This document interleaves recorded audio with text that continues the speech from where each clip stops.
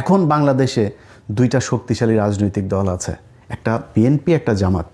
আমার মনে হয় এখনও বিএনপি সবচাইতে বড় দল, 2 নম্বরে যদি জামাত ধরেন, কিন্তু খুব শক্তিশালী। কিন্তু এটা খালি মানে মুখের কথা না, এটা বিএনপিও হারে হারে টের পাচ্ছে যে জামাত যে ভেতরে ভেতরে যে কী পরিমাণে ভোট তাদের বেড়েছে। এখন 3 নম্বর আরেকটা দল এরকম বড় বৃহৎ আকারে আসবে সেই সুযোগ নাই। যদি আসে সেটা বিএনপি আসবে। যদি বিএনপি মনে করে যে 71-এর সেই আওয়ামী বয়ান নিয়েই আসবে, তাহলে বিএনপির মোড়কে কিন্তু আওয়ামী লীগ চলে আসবে। নামে মনে হবে, সবারকে দেখে মনে হবে এই তো বাংলাদেশ জাতীয়তাবাদী দল, কিন্তু এই দলে জাতীয়তাবাদের কেউ থাকবে না।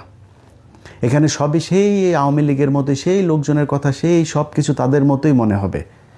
আর সেটা যদি তারেক রহমানের বক্তব্যটাও যদি সেরকম হয়, তাহলে তার কিছু বলার নাই। একমাত্র জিয়া পরিবারকে আমরা বিশ্বাস করি যে না, তারা অন্তত বাংলাদেশ জাতীয়তাবাদের এই বাংলাদেশে তারাই হচ্ছে গিয়ে প্রণেতা, এবং তাদের হাত ধরে এটা শুরু হয়েছিল। তাদের এই পরিবার যতদিন থাকবে বাংলাদেশ জাতীয়তাবাদ এটা থাকবে। এখন বাঙালি জাতীয়তাবাদে যদি আপনি যাইতে চান, সেটা আবার ওইটা কিন্তু আওয়ামী লীগের নিয়ে হয়ে যাবে। তখন নামে থাকবে হয়তো বিএনপি। আওয়ামী লীগের ইতিহাস বাংলাদেশে শেষ, এটা মনে মনে আপনাকে বেঁচে রাখতে হবে। সব শেষ। শেখ হাসিনার কথা আপনারা টেলিগ্রামে যারা শুনেছেন যে এখন আমাদের আর কি করা, আমাদের আর করণীয় না, আমাদের গেরিলা হামলা করতে হবে।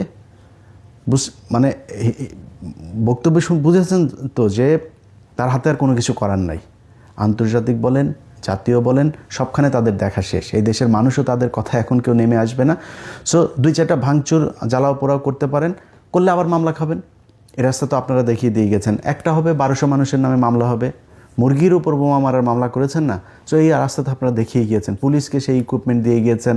আড়ি পাতা দিয়ে এখন স্বরাষ্ট্র উপদেষ্টা সরাসরি বলে আড়ি পাতা হবে। আপনারা এগুলো করে খুব বেশি সুযোগ সুবিধা নিতে পারবেন না। সো বিএনপি, জামাতের জায়গায় থাকবে। জামাত যেহেতু উঠে গিয়েছে, জামাত তো এখান থেকে উপরে উঠবে, নিচে নামবে না। তো এখন আপনারা কারা থাকবেন? বাংলাদেশ জাতীয়তাবাদ থাকবেন না বাঙালি জাতীয়তাবাদ থাকবেন? সেটা হচ্ছে আপনাদেরকে ডিসাইড করতে হবে। যাই হোক, বিএনপিকে খুব বেশি নসিহত করতে চাই না, বিএনপির নিজস্ব ব্যাপার। বিএনপিকে নিয়ে কথা বললে আবার বিএনপি আবার আমাদের জামাত বানায় দিবে, যেখানে ভাই আপনাদেরকে অবমূল্যায়ন করে ছোট করে কথা বলার মতো সুযোগ নাই। অনেকে বিশাল গ্যাঞ্জাম বাঁধাইতে চাচ্ছে আমাদের আর বিএনপির মাঝখানে। আমারে দিয়ে সেটা পারবেন না। কারণ হচ্ছে কি, কারণ এই বিএনপি তো গত 15 বছরে তারা জীবন দিয়েছে, তাদের পার্টির লোক গুম হয়েছে, তারা জেলে ছিল। এই পুরো দলটারে একদম যা মনে চায় তাই বলবেন, এটা বলা আমার এত দুঃসাহস হয় না, যে কারণে খুব বেশি বুঝাইলাম না। বাট সামনের দিনগুলোতে খুব সাবধানে পা চলতে হবে। মনে করেন জামাত ইসলাম ক্ষমতায় আসলো, আওয়ামী লীগ যা করেছে এই বিএনপির উপরে, জামাত ইসলাম সেটা কোনোদিনও করবে না। করলে আমরা ছেড়ে দেবো না তো, যে জামাত এসে বিএনপির গুম করবে, খুন করবে, বিএনপির একদম বিরোধী দল নিশ্চিহ্ন করে ফেলবে, জামাতটা আমরা ছেড়ে দেবো নাকি? কিন্তু যদি আওয়ামী লীগকে আবার আনেন, আম এবং ছালা দুটাই যাবে।